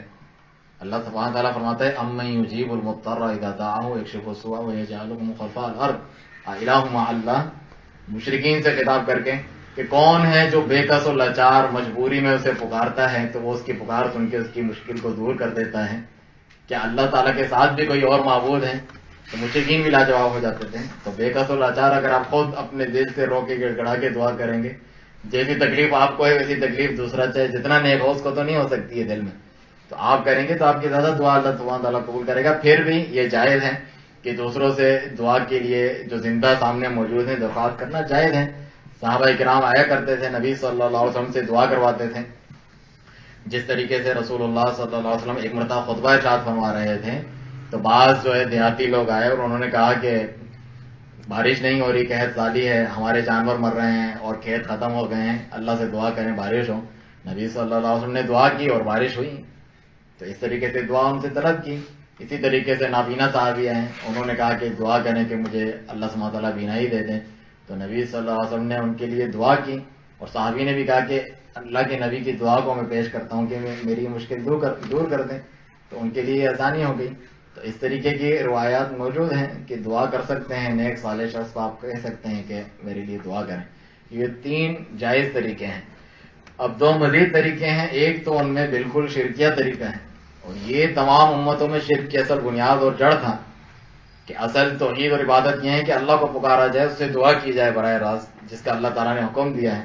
وہ اس میں جو ہے غیروں کو شریک کرتے ہیں اور کہتے ہیں کہ جس طرح کسی بادشاہ کے پاس جانے کے لیے وزیر کی ضرورت پڑتی ہے، منشی کی ضرورت پڑتی ہے، اس کے کسی محبوب کو آگے کرنا پڑتا ہے جس کی سفارش ماننے پہ وہ لاچار اور مجبور ہوتا ہے، پریشر ڈالنا پڑتا ہے، نعوذ باللہ۔ اللہ تعالیٰ کو بھی مخلوق کی طرح اس طرح سمجھتے ہیں۔ فلا تضربوا للہ الامثال، اللہ تعالیٰ کے لیے ایسی مثالیں نہ بیان کرو، اللہ تعالیٰ فرماتا ہے۔ اس طریقے سے، اور یہ کہتے ہیں کہ ہم تو گنہگار ہیں اور وہ اللہ کے نیک بندے پہنچے ہوئے ہیں، ان کو پکارتے ہیں تو ہماری بگڑی بنتی ہے، ورنہ اللہ ہماری نہیں سنتا، نعوذ باللہ۔ تو اس قسم کے نظریات، عقائد جو شیطان نے ان کے دلوں میں ڈالے تھے، کیونکہ اللہ تعالیٰ کی رحمت سے نا امید کون کرتا ہے؟ شیطان۔ قرآن میں ہے کہ اللہ کی رحمت سے نا امید نہیں ہوتے مگر کافر لوگ۔ تو اللہ کی رحمت سے نا امیدی ہے کہ اللہ تعالیٰ مجھے نہیں بخشے گا۔ جس طرح اللہ تعالیٰ کی نافرمانی کر کے کوئی دلیر ہو جائے اور اللہ کی پکڑ سے بے پرواہ ہو جائے، یہ بھی ایک نقصان دہ چیز ہے۔ اسی طرح اللہ کی رحمت سے نا امیدی اس طور پہ کہ اللہ کی عبادت میں غیروں کو شریک کرنے لگے اور سمجھے کہ اللہ میری نہیں سنتا، یہ بھی اس طریقے سے شرک تک شیطان پہنچاتا ہے۔ پرانی قوموں سے لے کے سب سے پہلے قوم نوح کے اندر شرک آیا، تو ان کے بھی جو 5 نیک لوگ تھے، وقالوا لا تذرن آلهتكم ولا تذرن ودا ولا سواعا ولا يغوث ويعوق ونسرا، کہ قوم نوح کے لوگوں نے کہا کہ اپنے ان 5 لوگوں کو مت چھوڑنا، ود، سوا، یعوق، یغوث، نسر، ان کے تعلق سے موجود ہے صحیح بخاری میں۔ عبداللہ بن عباس رضی اللہ عنہما فرماتے ہیں یہ ان کی قوم کے نیک صالحین لوگ تھے، اولیاء اللہ تھے۔ تو جب یہ فوت ہو گئے تو ان کی قوم کو بڑا دکھ ہوا، اور شیطان جو ہے خیر خواہی کے روپ میں آیا ان کے پاس گمراہ کرنے کے لیے کہ یہ نیک لوگ ہیں، ان کی قبریں پکی کر لو، ان کی شکلیں بنا دو۔ عبادت کا نہیں کہا اس نے شروع میں، ادھر بیٹھو گے تو تمہیں بھی اللہ کی یاد آئے گی، تم بھی ان کے جیسا بننا چاہو گے۔ تو ایک نسل ختم ہو گئی، دوسری نسل ختم ہو گئی۔ بعد میں جب علم ختم ہوتا رہا، شیطان آگے کی پلاننگ کرتا ہے، تو پھر اس نے آ کے کہا کہ یہ ادھر اس لیے بیٹھتے تھے کہ ان کو پکارتے تھے، ان کی طواف کرتے تھے، ان کے لیے یہ عبادتیں بجا لاتے تھے۔ تو پھر اس طرح شرک شروع ہو گیا، سب سے پہلا شرک۔ ورنہ تو آدم علیہ السلام سے لے کر نوح علیہ السلام تک دیگر برائیاں تو ہوں لیکن شرک نہیں۔ شرک کے لیے ہی رسولوں کو بھیجا جاتا ہے۔ تو وہ شخص رسولوں کی دعوت کے مطابق دعوت نہیں کرتا جو توحید کا بیان نہ کرے، شرک کا رد نہ کرے، کیونکہ جب تک شرک نہیں تھا رسول بھیجنے کی نوبت نہیں آئی تھی۔ اصل رسولوں کی جو رسالت ہے، جو لوگوں کو پہنچاتے کام یہ ہے کہ جو شرک ہو اللہ کی عبادت میں، اس کے نام و صفات میں، اس کے رب ہونے میں، تو بھیجا جاتا ہے کہ اس سے امت کو روکو۔ ان کے بعد جو ہے قومیں جو ہے صالح میں بھی آپ دیکھ لیں، عاد جو تھی اس میں بھی یہی تھا، فلولا نصرهم الذين اتخذوا من دون الله قربانا آلهة بل ضلوا عنهم وذلك افكهم وما كانوا يفترون، کہ ان کے جو معبودات انہوں نے بنائے تھے اللہ کا قرب حاصل کرنے کے لیے، وہی وسیلے کا یہاں پہ قربانن، قرب میں نے بتایا وسیلے کا معنی قرب ہے، یہاں پہ قربان کا لفظ ہے کہ وسیلے کے لیے جو انہوں نے معبودات بنائے ہوئے تھے اپنے، انہوں نے مدد کیوں نہیں کی جب اللہ کا عذاب ان کے اوپر آیا؟ اللہ نے کیا جواب دیا کہ یہ کوئی اچھی چیز تھی، وذالک افکہم وما کانوا یفترون، یہ ان کا جھوٹ تھا جو یہ باندھا کرتے تھے، یعنی اس میں کوئی سچائی نہیں ہے، اللہ نے کوئی ایسا وسیلہ نہیں بنایا ہے جو انہوں نے اپنی طرف سے اختراع کر لیا، ایجاد کر لیا۔ اس کے بعد آگے چلتے جائیں، ساری امتوں میں اسی طریقے کا غلو ہوتا رہا۔ یہود و نصارہ کو دیکھیں، عزیر علیہ السلام کو اللہ کا بیٹا بنا دیا، نعوذ باللہ، مسیح عیسیٰ علیہ السلام کو اللہ کا بیٹا بنا دیا کہ ہم ان کو پکاریں گے تو اللہ تعالیٰ ہماری سنے گا، ہم انہیں کی عبادت کریں گے تو اللہ خوش ہوگا۔ اس کے بعد مشرکین عرب، جن میں اللہ تعالیٰ نے اپنے آخری رسول محمد رسول اللہ صلی اللہ علیہ وسلم کو مبعوث فرمایا، بھیجا رحمت للعالمین بنا کر، تو ان کے تعلق سے بھی کیا عقیدہ ذکر ہوا ہے؟ وہ یہ بات مانتے تھے کہ وَلَئِن سَأَلْتَهُم مَّنْ خَلَقَ السَّمَاوَاتِ وَالْأَرْضَ، آپ ان سے پوچھیں آسمان اور زمین کو کس نے پیدا کیا، لَيَقُولُنَّ اللَّهُ، تو وہ ضرور کہیں گے کہ اللہ نے کیا ہے۔ قُلْ مَن رَّبُّ السَّمَاوَاتِ السَّبْعِ وَرَبُّ الْعَرْشِ الْعَظِيمِ، کہو کہ 7 آسمان اور عرش عظیم کا رب کون ہے؟ سَيَقُولُونَ لِلَّهِ، یہ سب تو اللہ تعالیٰ کے لیے ہیں، وہ کہتے ہیں۔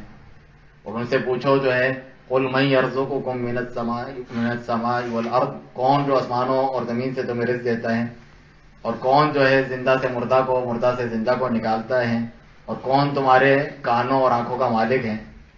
وَمَن يَمْلِكُ السَّمْعَ وَالْأَبْصَارَ، کون تمہارے کانوں اور آنکھوں کا مالک ہے؟ تو وہ وَمَن يُدَبِّرُ الْأَمْرَ، اور سارے کائنات کی تدبیر کرنے والا، چلانے والا کون ہے؟ تو وہ کیا جواب دیتے ہیں؟ لات اور عزا اور منات اور حبل جن کی ہم عبادت کرتے ہیں یہ لوگ ہیں۔ قرآن میں تو یہ نہیں ہے، سَيَقُولُونَ لِلَّهِ، فوراً کہتے ہیں تو اللہ تعالیٰ کرنے والا ہے۔ پھر وہ کیوں مشرکین ہیں، پھر وہ کیوں کافر ہیں، پھر ان کے خلاف کیوں نبی صلی اللہ علیہ وسلم جو ہے جہاد کرتے ہیں، قتال کرتے ہیں؟ کیونکہ وہ اللہ تعالیٰ کی عبادت جو لا الہ الا اللہ کا معنی ہے اس میں غیروں کو شریک کرتے، یہی واسطے اور وسیلے کا ذکر کرتے ہوئے۔ چنانچہ فرمانے باری تعالیٰ ہے مشرکین کی دلیل جس کا رد کیا اللہ تعالیٰ نے اور اسے تسلیم نہیں کیا، وَيَعْبُدُونَ مِن دُونِ اللَّهِ مَا لَا يَضُرُّهُمْ وَلَا يَنفَعُهُمْ وَيَقُولُونَ هَؤُلَاءِ شُفَعَاؤُنَا عِندَ اللَّهِ، سورہ یونس میں کہ اللہ کے سوا ایسوں کی عبادت کرتے ہیں جو نہ انہیں کوئی فائدہ پہنچا سکتے ہیں نہ کوئی نقصان پہنچا سکتے ہیں. پھر کیوں کرتے ہیں؟ کیوں کرتے ہیں پھر ان کی عبادت؟ کہتے ہیں ہا اولئک شفاعنا عند اللہ، یہ اللہ تعالیٰ کے پاس ہمارے سفارشی ہیں. وہی وسیلے والا ان کا کانسیپٹ تھا جس پر وہ چلتے تھے. تو اللہ تعالیٰ نے کیا جواب دیا کہ صحیح بات ہے. قل اتنبئون اللہ بما لا يعلم في السماوات والارض سبحانہ وتعالی عما یشرکون، کہو تم اللہ تعالیٰ کو ایسی چیز کی خبر دیتے ہو جسے آسمانوں اور زمین میں وہ نہیں جانتا. یعنی اللہ نے جو کوئی وسیلہ نہیں بنایا، اس نے تو کہا ہے وقال ربکم ادعونی استجب لکم، مجھے پکارو میں دعا قبول کروں گا. انی قریب، میں قریب ہوں، تمہاری دعا قبول کرتا ہوں. میں نے تو بھی وسیلہ نہیں بنایا. سبحانہ وتعالی عما یشرکون، اللہ تعالیٰ پاک ہے اس سے جو اس کا شریک کرتے ہیں اللہ تعالیٰ کا. اس وسیلے کی دلیل کو اللہ نے دلیل نہیں مانا، اس کو شرک قرار دیا. جس طرح کوئی غیر اللہ کی عبادت کرتا ہے اللہ کو چھوڑ کے، اس کو شرک کہا. چاہے اس کو وسیلے کا نام دیں، انہوں نے سفارشی کا نام دیا، پھر بھی اللہ تعالیٰ نے کیا کہا؟ سبحانہ وتعالی عما یشرکون، اللہ ان کے شرک سے پاک ہے. یہ بھی شرک ہے. اسی طرح سورہ زمر میں فرمایا کہ تنزیل الکتاب من اللہ العزیز الحکیم، کہ اللہ عزیز و حکیم، غالب اور حکمت والے کی طرف سے یہ کتاب نازل ہوئی ہے. الا للہ الدین الخالص، خالص دین، خبردار رہو کہ اللہ تعالیٰ ہی کے لیے ہیں. اس کے سوا دین جو ہے، دین اور پکار کسی کے لیے نہیں ہونی چاہیے، خالص ہونی چاہیے. اور والذین اتخذوا من دونہ اولیاء، جنہوں نے اللہ کو چھوڑ کے اور اولیاء بنا رکھے ہیں. اس میں تو لفظ بھی اولیاء کا ہے. اپنے ساتھی، ایسے ساجی، اپنے کچھ قریبی بنا رکھے ہیں، اولیاء بنا رکھے ہیں. جسے پہلے آلیہ معبود کہتے تھے، اسی طرح اولیاء کہتے ہیں آج کے دور میں. جس طرح کہ شیخ الاسلام محمد بن عبد الوہاب رحمہ اللہ فرماتے ہیں کہ پچھلے دور میں جن کو آلیہ یعنی معبودات کہتے تھے، الہ واحد تو اللہ ہے، آلیہ اس کی جمع ہے. اسی طرح اولیاء نام دے دیا ہے. کام ان کے وہی مانتے ہیں جو اللہ تعالیٰ کرنے والا ہے. حاجت رائی، مشکل کشائی، داتا، دستگیر، گنج بخش، کیسے نام ان کے رکھے ہوئے. یہ تو اللہ سبحانہ تعالیٰ کے کرنے کے کام اور افعال ہیں. چنانچہ والذین اتخذوا من دونہ اولیاء، جنہوں نے اللہ کے سوا اور اولیاء بنا رکھے ہیں، وہ کیا کہتے ہیں؟ وہ وہی لوگ ہیں جو کہتے ہیں کہ اللہ ہمارا رب ہے. کیا کہتے ہیں؟ ما نعبدہم الا لیقربونا الی اللہ زلفی، ہم ان کی عبادت صرف اسی لیے کرتے ہیں کہ یہ اللہ تعالیٰ کے نزدیک ہمیں پہنچا دیتے ہیں، قربت دلا دیتے ہیں. وہی وسیلے والی بات. تو ان کا بھی اصل مطلوب کیا تھا؟ اللہ تعالیٰ تھا. لیکن یہ طریقہ اللہ تعالیٰ نے ان کے لیے نہیں بنایا تھا کہ اس طریقے سے میرے قریب ہوا جاتا ہے. یہ تو شرک ہے، اس سے تو اللہ تعالیٰ سے اور دور ہوا جاتا ہے. شیطان نے ان کے دلوں میں بات ڈال دی تھی. چنانچہ ہم اللہ کی نزدیکی کے لیے ان کی عبادت کرتے ہیں، نظر و نیاز کرتے ہیں، طواف کرتے ہیں، پکارتے ہیں. لات، منات، عزا، یہ بھی نیک لوگ تھے. لات کے تعلق سے موجود ہے، اس کے بارے میں جو ہے حدیث موجود ہے کہ وہ نیک آدمی تھا. اور حاجیوں کو، حاجی کون ہوتے ہیں؟ جو اللہ تعالیٰ کے گھر کا حج کرتے ہیں. مشرکین جب حج کرتے تھے وہ بھی کہتے تھے لبیک اللہم لبیک، لبیک لا شریک لک لبیک. یہ تو توحید ہے. صحیح مسلم کی روایت ہے کتاب الحج میں کہ اے اللہ میں حاضر ہوں، تیرا کوئی شریک نہیں. مسلمان بھی یہ کہتے ہیں. تو فرق کیا ہے؟ یہ تو الگ بدقسمت ہے کہ بعض مسلمان لبیک یا رسول اللہ پکارتے ہیں، جو کہ واضح طور پہ شرک ہیں. وہ رسول صلی اللہ علیہ وسلم جو ابھی آپ سنیں گے اس حدیث میں، ان کو اس کام سے روکتے رہے. لبیک اللہم لبیک، تو نبی صلی اللہ علیہ وسلم کہتے کب کہ یہیں پہ رک جاؤ، یہ تو توحید ہے. مگر وہ آگے بڑھتے اور اپنے اسی عقیدے کا اظہار کرتے اللہ شریک اللہ کا ہوا تملک ہوا ما ملک، مگر تیرا وہ شریک ہے جسے تو نے خود ہی اپنا شریک بنایا ہے. وہ شریک بھی تیرے ہی پیدا کرتا ہے، یعنی انسان ہے، نیک انسان ہے. اور جو کچھ اس کی ملکیت میں ہے، وہ جو ہمیں اولاد دیتا ہے ان کے مطابق رزق دیتا ہے، ہماری بگڑیاں مناتا ہے، وہ بھی تیرے اختیار میں ہے. جس طرح ابھی کہا جاتا ہے کہ اللہ نے فلانے کو عطا کر دیا ہے، ہم نہیں کہتے ان کے اپنے طرف سے، اللہ نے ان کو عطا کیا ہے. اس طرح نہیں ہے. وہ بھی یہ عقیدہ رکھتے تھے جس کو شرک قرار دیا گیا. تو اس آیت میں آپ دیکھیں اللہ تعالیٰ نے کیا جواب دیا. جس طرح پہلی آیت میں تھا اللہ سبحانہ تعالیٰ نے جواب دیا ان کے کہ ہمارے سفارش اور وسیلہ ہیں، تو اللہ نے کہا اللہ کو کوئی خبر نہیں، زمین آسمان میں ایسی کوئی چیز نہیں بنائی. تو ادھر بھی جو انہوں نے دلیل بتائی تو اللہ سبحانہ تعالیٰ نے اس کا جواب دیا کہ ان اللہ یحکم بینہم، اللہ سبحانہ تعالیٰ ان کے درمیان فیصلہ کر دے گا جس میں وہ اختلاف کر رہے ہیں، اللہ فیصلہ کر دے گا. ان اللہ لا یہدی من ہوا کاذب کفار، اللہ تعالیٰ ہدایت نہیں دیتا جو بہت جھوٹا ہو. تو یہ جھوٹ ہے نا، جس طرح ہم نے پہلے سنا وذالک افکہم وما کانوا یفترون، قوم صالح میں جو انہوں نے اللہ کا تقرب حاصل کرنے کے لیے بنایا تھا، اللہ نے کہا کہ وہ جھوٹ ہے. تو اسی آیت میں فرمایا کہ ان اللہ لا یہدی من ہوا کاذب، جھوٹے شخص کو اللہ ہدایت نہیں دیتا. یہ جھوٹ ہے، اللہ نے کوئی وسیلہ نہیں بنایا. کفار کا مطلب ہے یعنی بہت زیادہ ناشکرہ. اسی لیے میں نے اپنے درس کے شروع میں بتایا کہ اللہ کا یہ اعلان کر دینا کہ بندے مجھ سے مانگے ڈائریکٹ، یہ اس کی نعمت ہے بہت بڑی. جس کی شکر گزاری یہ ہے کہ ہم اللہ تعالیٰ سے مانگیں. جس طرح اللہ سبحانہ تعالیٰ نے ذکر کیا میں قریب ہوں دعا کو سنتا ہوں، اسی لیے فرمایا کہ مجھے ہی پکاریں تاکہ وہ شکر گزار بنے. تو شکر گزاری ہے کہ ہم اس کو پکاریں، لیکن یہ ناشکری ہے کہ ہم اللہ نے ہمیں موقع بھی دیا اور ہم اس قسم کے حیل حجتیں بہانے شیطانی ہتھ کنڈوں میں پڑیں. ایک آپ کو آفیسر کہتا ہے، بادشاہ کہتا ہے کہ میں آپ سے براہ راست سنتا ہوں، اس آفس کا گیٹ بند کرو، اب مجھے بتاؤ کیا ضرورت ہے. ہم دائیں بائیں جھانکیں کہ کوئی وزیر مل جائے، کوئی اس کا مشیر مل جائے، کوئی اس کا نائب مل جائے جس سے میں سفارش کروں. وہ کہہ رہا ہے کہ ڈائریکٹ مجھ سے بولو کہ میں تمہاری دعا سنوں اور قبول کروں، تمہاری مشکل دور کر دوں. دنیا کے جو یہ مثالیں دیتے ہیں اس میں یہ بہت بڑا فرق ہے کہ دنیا میں اگر کوئی بڑے سے بڑا بادشاہ بھی ہو، اس کو ہر چیز کا علم تو نہیں ہے، اس کو وزیر و مشیر رکھنے پڑتے ہیں مجبوری کی وجہ سے، جو اس کو خبریں دیتے ہیں، اطلاع دیتے ہیں کیا چل رہا ہے آپ کی قوم میں. لیکن اللہ تعالیٰ تو ہر چھپے ظاہر کا جاننے والا ہے. ایک چونٹی کی بھی جو اس بات سنتا ہے جو چٹانوں کے اندر ہو، کسی کو دکھائی نہ دے. تو اللہ تعالیٰ تو اس کے برابر نہیں ہے، اس کو کیسے تم قیاس کرتے ہو. اسی طریقے سے جو دوسرے انسان ہوتے ہیں وہ انسانی جذبات کے اعتبار سے مجبور ہوتے ہیں. اس کی کوئی بادشاہ کی بیوی ملکہ اس کو اپنی محبت کی وجہ سے مجبور کر لے کوئی ناجائز فیصلہ کرنے پہ، کسی کو جو ہے ناجائز کچھ دینے پر، کوئی پلاٹ دینے پہ، کوئی چیز دینے پر مجبور کر سکتی ہیں. لیکن اللہ سبحانہ تعالیٰ تو فعال لما یرید، جو چاہتا ہے کرنے والا ہے. ان اللہ علی کل شیء قدیر، ہر چیز پر قادر ہے. اور جو جس کو چاہتا ہے ہدایت دیتا ہے، جس کو چاہتا ہے گمراہ کرتا ہے، جس کو چاہے دیتا ہے، جس کو چاہے روک لیتا ہے. جسے اللہ تعالیٰ دے اسے کوئی روکنے والا نہیں، جسے وہ روک دے اسے کوئی جو ہے دینے والا نہیں. چنانچہ وَإِن يَمْسَسْكَ اللَّهُ بِضُرٍّ فَلَا كَاشِفَ لَهُ إِلَّا هُوَ، اللہ اگر تمہیں کسی مشکل میں ڈالے تو اسے دور کرنے والا اس کے علاوہ کوئی نہیں. وَإِن يُرِدْكَ بِخَيْرٍ فَلَا رَادَّ لِفَضْلِهِ، اگر کسی خیر کا ارادہ کرے تو اسے کوئی پلٹنے والا نہیں. چنانچہ نبی صلی اللہ علیہ وسلم بھی اسی عقیدے کا اظہار کرتے ہیں ہر نماز کے بعد. عبادت میں یہی ہمیں سکھایا جاتا ہے، اللہم لا مانع لما اعطیت ولا معطی لما منعت، کہ اے اللہ جسے تو دے اسے کوئی روکنے والا نہیں، جسے تو روک دے اسے کوئی دینے والا نہیں.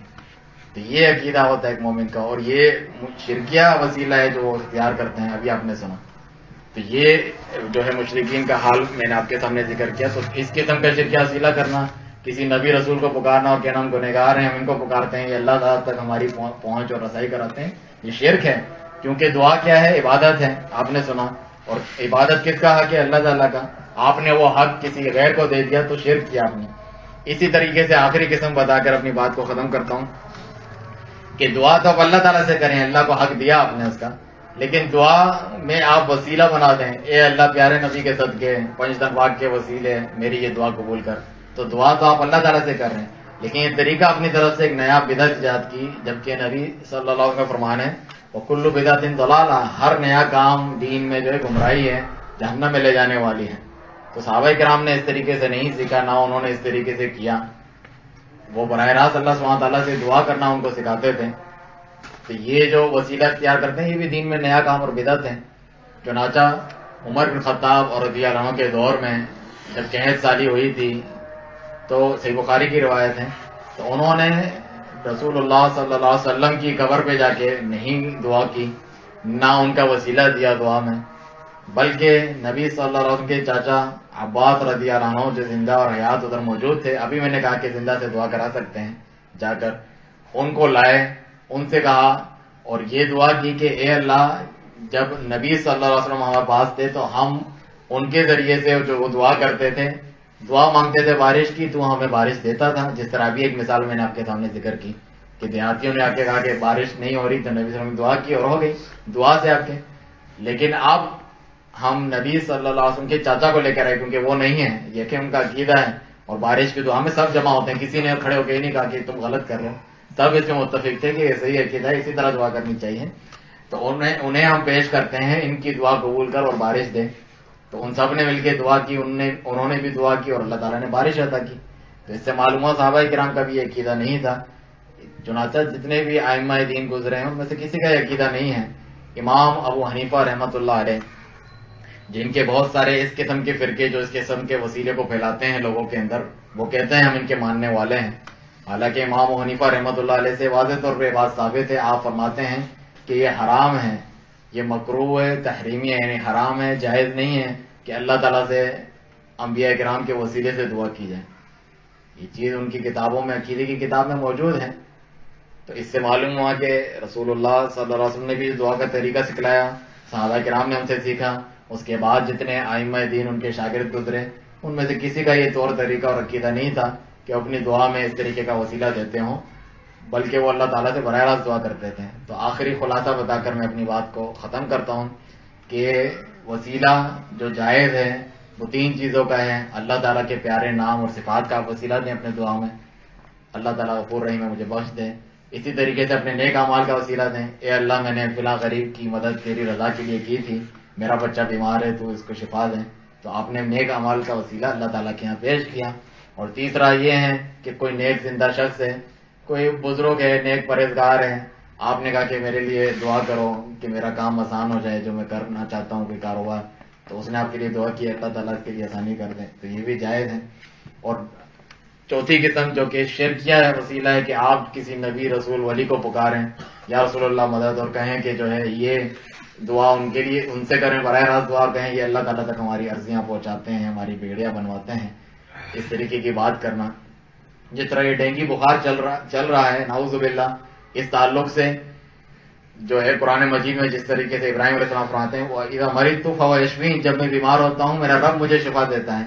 اور نبی صلی اللہ علیہ وسلم نے بھی سکھایا کہ یہ دعا کرو جب تم بیمار ہو، اللہم انت الشافی لا شفاء الا شفاؤک، اے اللہ تو شفا دینے والا ہے، اذهب الباس رب الناس واشف انت الشافی لا شفاء الا شفاؤک شفاء لا یغادر سقما، اے لوگوں کے رب اس بیماری تکلیف کو دور کر، تو ہی شفا دینے والا ہے، تیرے سوا کوئی شفا دینے والا نہیں، ایسی شفا دے کہ جو بیماری کو بالکل نہ چھوڑے، یہ ہمیں سکھایا ہے۔ تو باقاعدہ لکھا ہوا ہے کہ ڈینگی کے بخار سے بچنے کی دعا لی خمسۃ، میرے 5 ہیں مشکلیں دور کرنے والے، بیماری سے شفا دینے والے، اطفی بہا، جن کے ذریعے سے میں بجھاتا ہوں حر الوباء الحاتمہ المصطفیٰ والمرتضیٰ وابنہما والفاطمہ، کہ میرے 5 ہیں جو میری بیماری دور کرتے ہیں، میری حفاظت کرتے ہیں، المصطفیٰ یعنی نبی صلی اللہ علیہ وسلم، والمرتضیٰ یعنی علی رضی اللہ عنہ، وابنہما اور ان کے جو بیٹے نواسے ہیں حسن و حسین رضی اللہ عنہ، والفاطمہ اور فاطمہ رضی اللہ عنہ۔ اس سے بڑا شرک کیا ہو سکتا ہے؟ اس کی تعلیم دے رہے ہیں امت کو، پھر کیوں نہ جو ہے مہنگائی کو روئیں، بد امنی کو روئیں، یہ تمام چیزیں امن و امان تو اللہ کی توحید پر عمل کر کے اور شرک سے بچ کر آتا ہے۔ اللہ سبحانہ تعالیٰ کا فرمان ہے قرآن مجید میں کہ الذین آمنوا ولم یلبسوا ایمانہم بظلم اولئک لہم الامن وہم مہتدون، جو لوگ ایمان لائے اور اپنے ایمان میں ملاوٹ نہیں کی، ظلم کی، ایسے لوگوں کے لیے امن ہے، یہی لوگ ہدایت یافتہ ہیں۔ تو صحابہ نے عرض کی کہ ظلم تو ہم سے ہو جاتا ہے، ہر انسان سے گناہ کر کے اپنے اوپر ہو جاتا ہے یا دوسروں پہ ظلم، اینا لا یظلم، تو نبی صلی اللہ علیہ وسلم نے فرمایا کہ اس سے وہ ظلم مراد نہیں ہے، اس سے وہ ظلم مراد ہے جو سورہ لقمان میں لقمان علیہ السلام نے اپنے بیٹے کو نصیحت کرتے ہوئے فرمایا کہ یا بنیا لا تشرک باللہ، اے میرے پیارے بیٹے اللہ تعالیٰ کے ساتھ کسی کو شرک نہ کرنا، ان الشرک لظلم عظیم، بے شک شرک بہت بڑا ظلم ہے۔ تو چنانچہ ہم ایمان لائیں، اپنے ایمان میں شرک کی ملاوٹ نہ کریں تو ہمارے لیے امن ہے، ہمارے لیے خوشحالی ہے۔ اللہ سبحانہ تعالیٰ سے دعا ہے، ہم اس کے پیارے ناموں اور صفات کا واسطہ دے کر اس سے دعا کرتے ہیں کہ تمام امت کو ہر قسم کے شرک، بدعات، گمراہیاں، گناہوں سے بچا کر رکھیں اور ہر قسم کی خیر بھلائی، دشمنوں کے مقابلے میں مدد و نصرت انہیں عطا فرمائے۔ حکام و حکومین سب کو اللہ سبحانہ تعالیٰ صحیح راہ کی جانب ہدایت دے۔ سبحانک اللہم و بحمدک، اشہد ان لا الہ الا انت، استغفرک و اتوب الیک۔ اس تعلق سے اگر کوئی سوالات وغیرہ ہوں تو آپ پوچھ سکتے ہیں۔